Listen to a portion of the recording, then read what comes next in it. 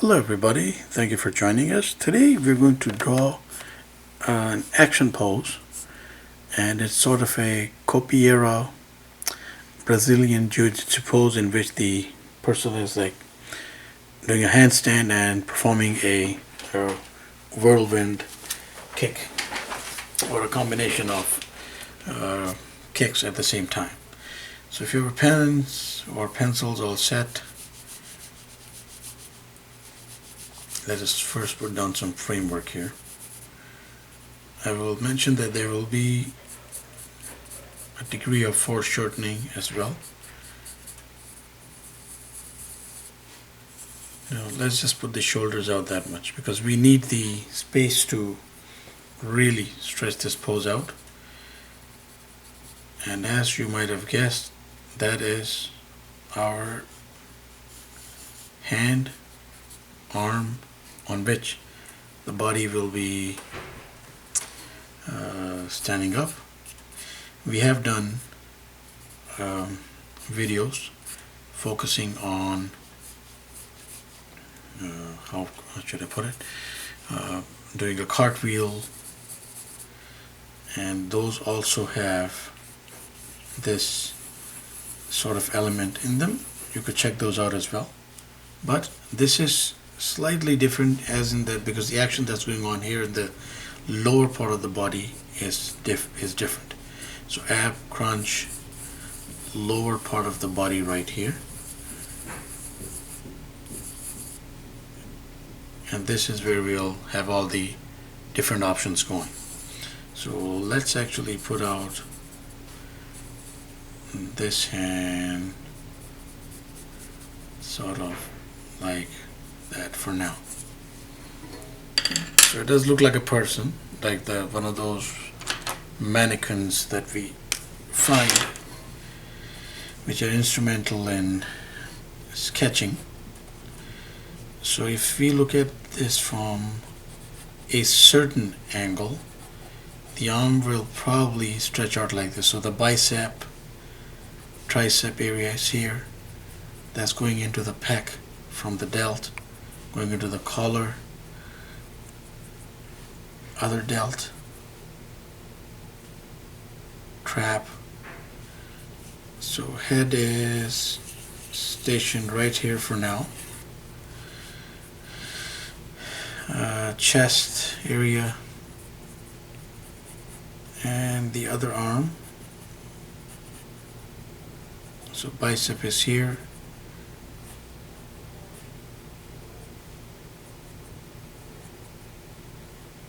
The thumb and maybe fingers, so slightly like open hand there. And right here, let's put this out as well. 1, 2, 3, 4. So index finger, sorry, that's a very large thumb,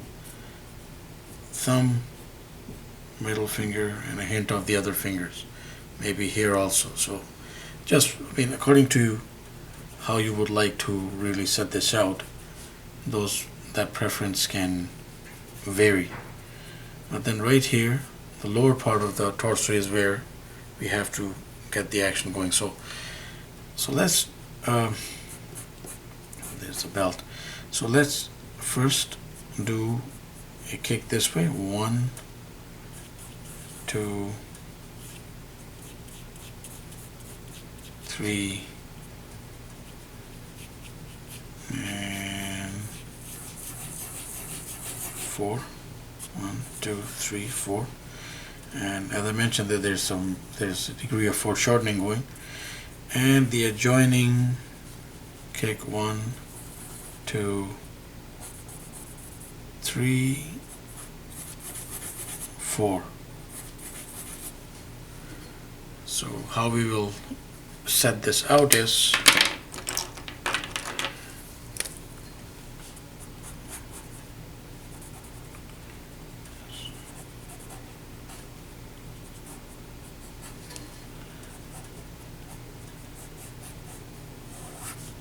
foot showing nice and large, and then the other leg going farther away, not like significantly, but yes, definitely further away from this one, because this is like being flung at the opponent, let's say, or at the into the immediate view, whereas this one is like backward, performing a part of the balance. So there's one option right there, but we can also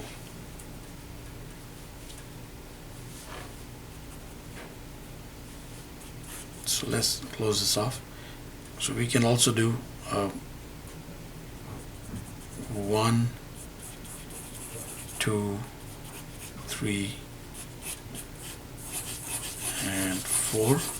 So this leg is again the left, so the right leg in this case, coming like straight forward. You can move it down a little bit actually. So foot will be here somewhere, and the adjoining leg, 1, 2, 3, and 4. So how that would work out is we will try to I know that it is a little messy for sure, but we will try to make this as clear as possible in a second. So that leg going back, there's the foot, and this leg coming, so we can also do like coils and then run right along the coils and making the leg like nice and large, and then having the foot come toward us like that. So that is another option. I know that this is not,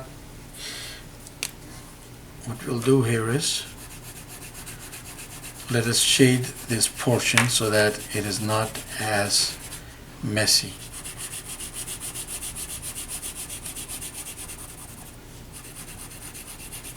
So in this case, the kick is coming in like that way. So we'll grab a marker as we usually do. We'll leave this as is. I mean this, so the head can like look like that. It can even look that way, but the natural thing would be to maintain it like that, because if the person is in a capoeira, Brazilian jiu-jitsu